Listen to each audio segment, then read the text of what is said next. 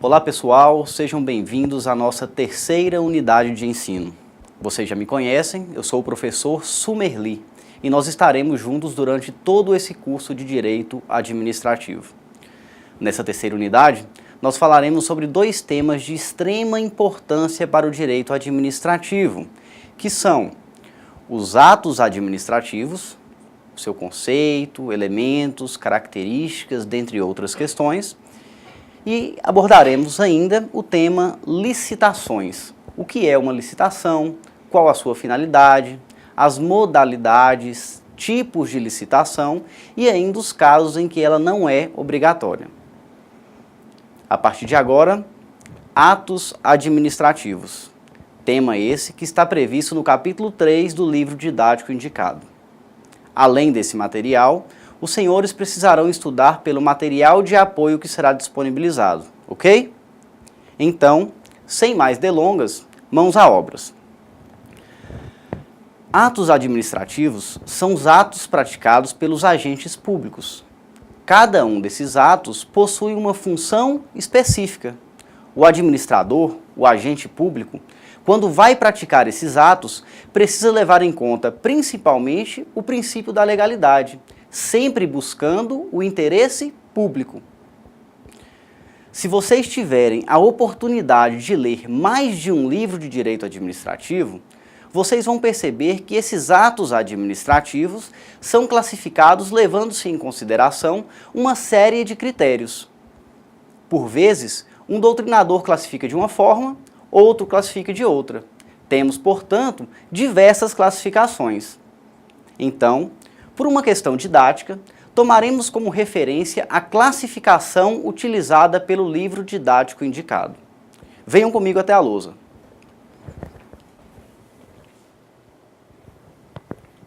De acordo com o nosso livro didático, o ato administrativo pode ser conceituado como um dos modos de expressão das decisões tomadas por órgãos e autoridades da administração pública, que produz efeitos jurídicos, em especial no sentido de reconhecer, modificar, extinguir direitos ou impor restrições e obrigações com observância da legalidade. Em outras palavras, o ato administrativo é a manifestação do Estado ou de quem o represente, que crie, modifique ou extingua direito, perseguindo sempre o interesse público, sendo ainda inferior e complementar à lei. Esse ato administrativo está sujeito a controle pelo Poder Judiciário. Logo, podemos extrair as seguintes informações do conceito de direito administrativo. Primeiro, é a manifestação de vontade do Estado. Segundo, esse ato trará alguma consequência. Ele vai criar, modificar ou mesmo extinguir um direito.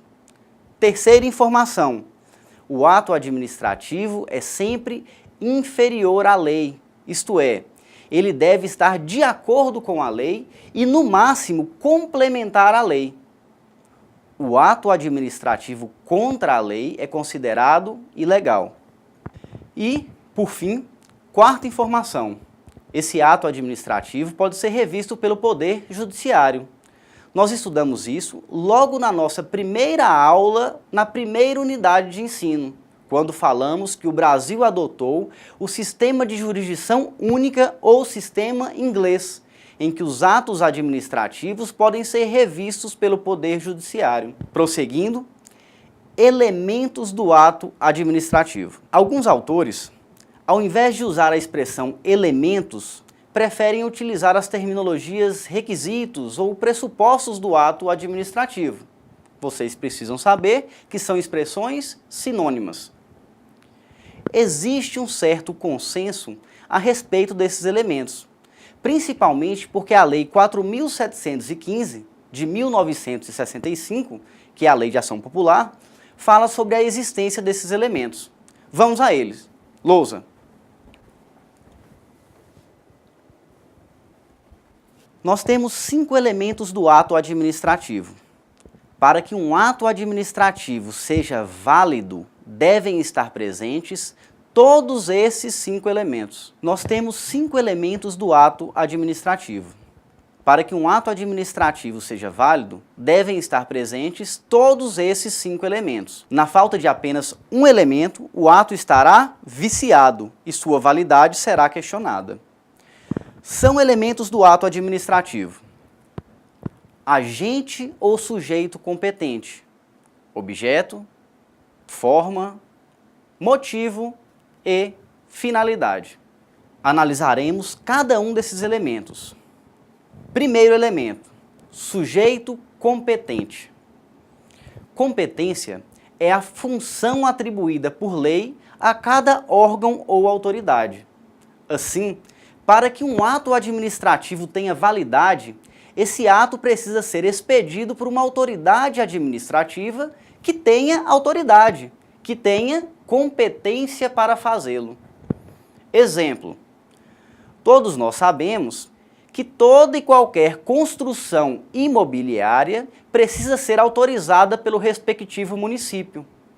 Há um ato administrativo, normalmente consubstanciado em um alvará, que permite o proprietário do lote, do imóvel, construir. Posto isso, eu pergunto aos senhores: é possível que a Prefeitura de Almenara conceda alvará para a construção de prédio no município de Araçuaí? Eu, Sumerli, comprei um lote no município de Araçuaí e resolvo pedir autorização de construção em outro município, no município de Almenara. Isso é válido, meus caros? É claro que? Não. O município de Almenara não tem competência para expedir atos administrativos fora do seu território. Assim, os atos administrativos, para serem válidos, precisam ser expedidos pela autoridade competente. Ok? Próximo elemento, objeto. Objeto, senhores, é o conteúdo do ato administrativo. É o seu respectivo resultado prático. Exemplo: no caso da autorização para construir, o efeito prático é o resultado, isto é, o deferimento ou indeferimento do pedido. O objeto, segundo elemento do ato administrativo, deve ser lícito, ou seja, permitido por lei. Eu não posso pedir autorização para montar, para construir, por exemplo, um cassino no Brasil, uma vez que a prática de jogos de azar, como regra, é proibida, é ilícita. O objeto precisa ser possível. Eu pergunto aos senhores: é possível pedir autorização para construir uma casa na Lua? Será? Até o momento, sabemos que não. Isso é impossível. E por fim, o objeto precisa ser determinado, bem definido. Resumindo, o segundo elemento do ato administrativo é o objeto, o qual precisa ser lícito, possível e ao menos determinável. Ok? Próximo elemento do ato administrativo é a forma. Existem atos que, para ter validade, precisam adotar uma forma específica por lei, uma forma específica prevista na lei. Exemplo: em regra, a compra e venda de um imóvel necessita de escritura pública, lavrada no respectivo cartório de notas. O sujeito não pode transferir o imóvel de qualquer maneira. Há uma forma específica prevista na lei que precisa ser seguida. Quanto à forma, muito cuidado. Vejam o que diz o artigo 22 da Lei de Processo Administrativo Federal, a Lei 9.784, de 1999.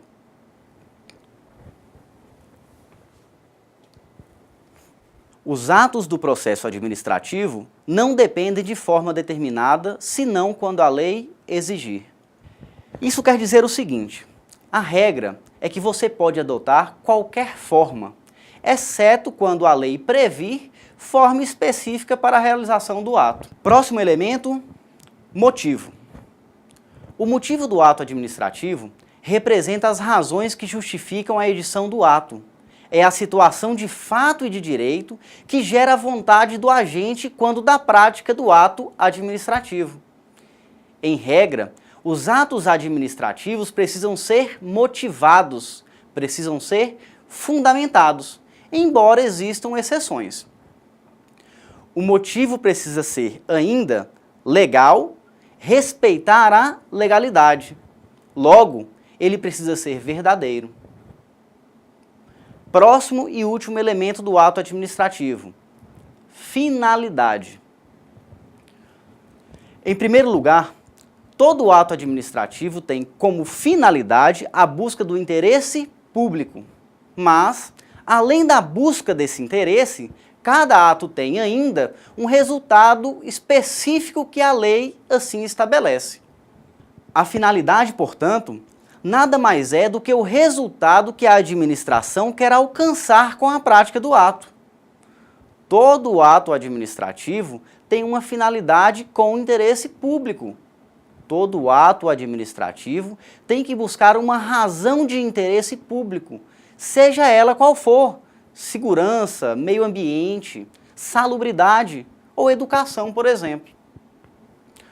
Portanto, se o ato administrativo perseguir interesses ilícitos ou contrários ao interesse coletivo, ou seja, se o ato foi praticado com desrespeito ao interesse público, ocorre um vício chamado desvio de finalidade, que é um vício ideológico, um vício subjetivo. Isso significa defeito na vontade do administrador, e o ato, portanto, deve ser retirado do ordenamento jurídico. Recapitulando, temos 5 elementos do ato administrativo: sujeito competente, objeto, forma, motivo e finalidade. Para que o ato seja válido, todos esses elementos devem estar presentes. Ok?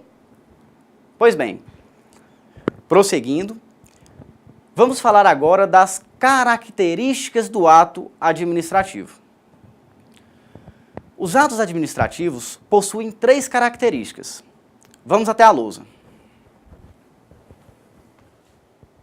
São características do ato administrativo a presunção de legitimidade, a imperatividade ou coercibilidade e a autoexecutoriedade. A presunção de legitimidade, como o próprio nome diz, significa que os atos administrativos presumem-se legítimos, presumem-se não apenas legítimos, mas também legais e verdadeiros.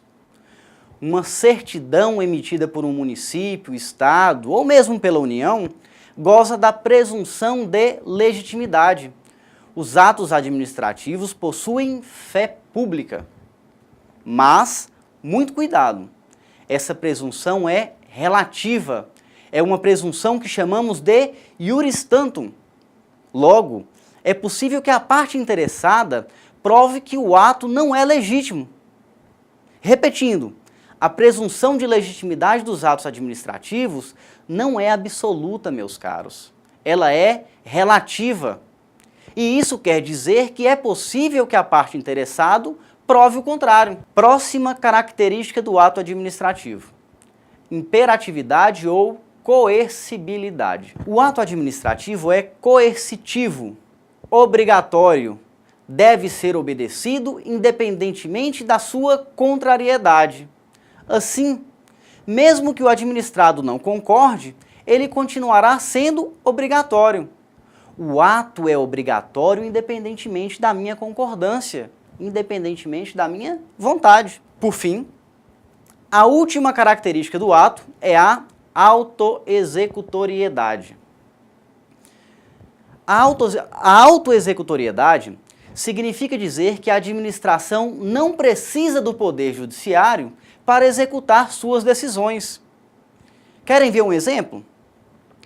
Imaginem um lote abandonado que esteja repleto de foco de mosquitos da dengue.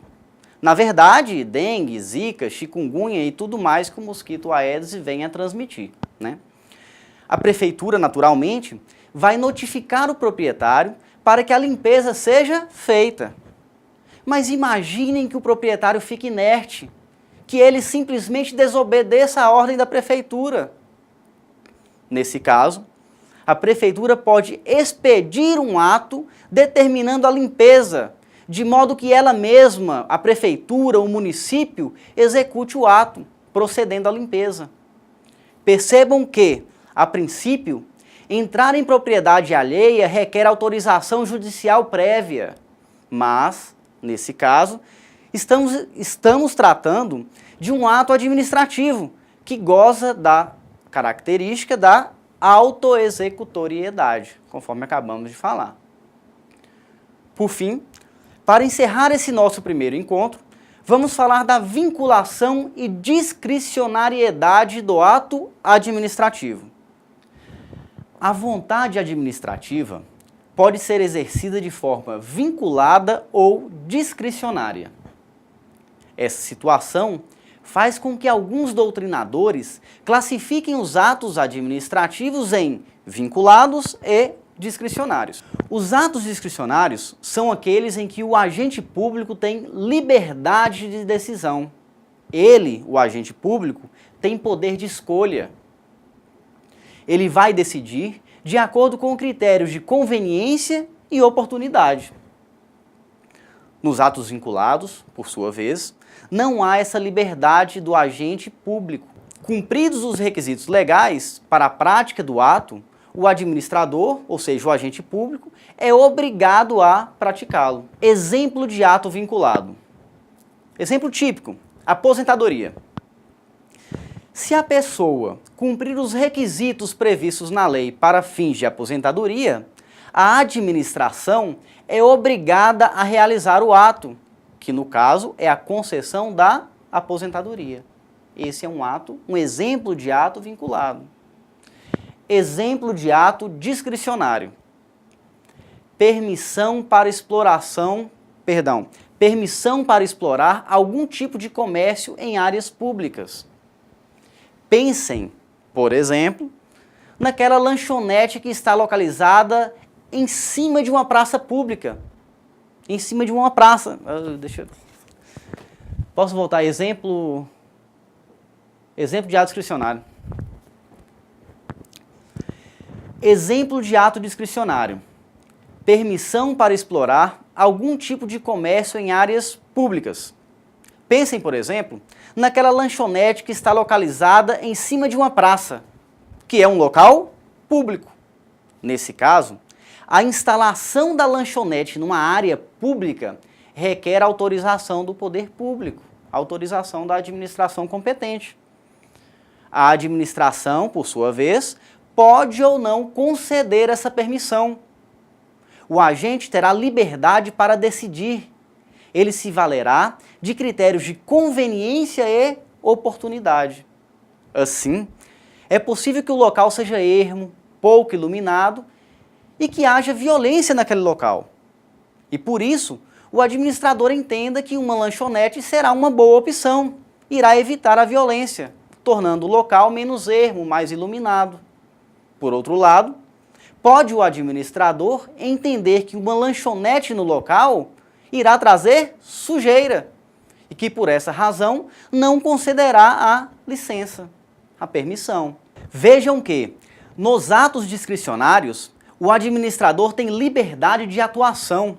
Ele vai decidir conforme critérios de oportunidade e conveniência, como eu disse. Muito cuidado com essa classificação de atos discricionários e atos vinculados. Isso com certeza será objeto de avaliação. Bom, pessoal, por hoje é isso. Obrigado pela atenção e até daqui a pouco na nossa próxima videoaula. Um abraço.